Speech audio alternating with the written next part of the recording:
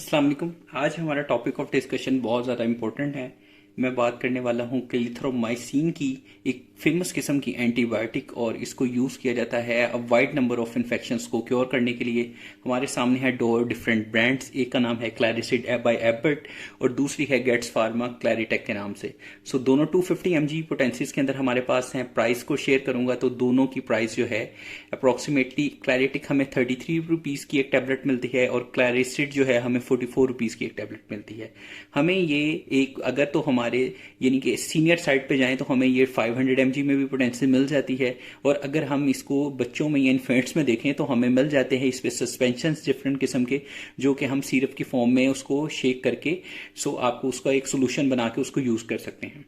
तो मैं अब अगर इसकी बात करूं, चूंकि मैंने इसको आपको ऑलरेडी बताया कि वाइड रेंज ऑफ इन्फेक्शंस को क्योर करती है, तो ये स्पेशली अगर इसकी बात की जाए कि किसको ये क्योर करती है ज़्यादा इन्फेक्शन, तो ये थ्रॉट इन्फेक्शंस जो है इसमें काफ़ी गले के जो इन्फेक्शंस हैं उनको क्योर करती है, जिसमें साइनसाइटिस जो इन्फेक्शन है वो बहुत ज़्यादा फेमस है। उसकी मतलब क्या होता है कि हमारे सांस के अंदर सांस लेने में जो मसले मसाइल आ जाते हैं, हमारी जो एयरवेज हैं उनके अंदर अगर इन्फेक्शन हो जाता है सांस की नाली में तो वो स्वेल हो जाते हैं। सो हमारी चूंकि नालियां कम, अगर वहां से मतलब कि सांस जब हम लेते हैं तो हमारी नालियों में प्रॉब्लम होती है। तो इन तमाम रीजंस के अंदर हम लोग क्लैरिसिड या क्लेथ्रोमाइसिन को यूज कर सकते हैं।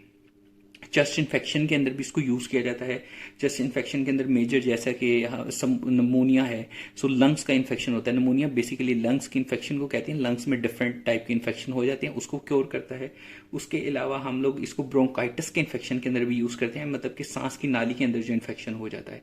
तो ये हमारी कुछ इन्फेक्शन की टाइप हैं जो मेजरली जो है स्पेसिफिकली क्लैरिसिड उनको ज़्यादा क्योर करता है। फर्दर ये कि अगर ये तमाम चीज़ें हमें होती हैं तो इससे हमें फीवर भी रहता है, कफ भी रहती है, और हमें मतलब कि चेस्ट इन्फेक्शन के अंदर भी इस तरह के मसले आ सकते हैं। तो ये ऑब्वियसली उसके अंदर ये काफ़ी ज़्यादा हेल्पफुल है। इसके अलावा जो कान का इन्फेक्शन है उसके अंदर भी ये जो है काफ़ी हेल्पफुल है और उसको क्योर करता है। हमारे कान के अंदर मतलब कि अगर कोई ऐसा इन्फेक्शन हो जाता है जिससे हमें बुखार रहता है या दर्द रहती है तो उसको भी ये क्योर करने में हमारी हेल्प करता है। मैं बात करूं अगर इसके साइड इफेक्ट्स की, तो इसके साइड इफेक्ट्स के अंदर जो मेजर है वो डायरिया है, उसके अलावा स्टमक पेन है, उसके अलावा नोजिया है। ये मेजर साइड इफेक्ट्स वाली साइड्स हैं इनकी, ये हमें देखने को मिल सकते हैं। अगर मैं इसके अलावा बात करूं कि इसको कब कब यूज़ किया जाएगा, बेसिकली तो अगर मैं क्लेथ्रोमाइसिन की बात करूं, ये एक मैक्रोलाइट क्लास से ताल्लुक़ रखता है। सो इसको जो है आपने ऐसा यूज़ करना है कि वायरल इन्फेक्शन के अगेंस्ट आप इसको ना यूज़ करें। मतलब कि हमारे लिए अगर वायरल इन्फेक्शन मिसाल के तौर पर फ्लू या कफ है तो उसके लिए आप क्या करें कि एंटी वायरल जो टैबलेट्स हैं वो इस्तेमाल कर लें। और फर्दर आप बाकी जो है इन्फेक्शन, अगर आपका थ्रॉट इन्फेक्शन स्वीयर है, इस तरह की इन्फेक्शन है, उसके लिए आप क्लेथ्रोमाइसिन यूज़ करें। अगर मैं इसके अलावा एक और इम्पोर्टेंट बात मैं शेयर करूंगा कि आपने मैक्रोलाइट्स जितने भी हैं उनके साथ कोशिश करनी है कि दूध के साथ आपने इनको यूज़ नहीं करना, मिल्क के साथ आप इनको यूज़ ना करें। आप मतलब कि इनटेक कर रहे हैं दूध के साथ तो ज़रूरत नहीं है इसकी, आप इसको सिंपल पानी के साथ लें।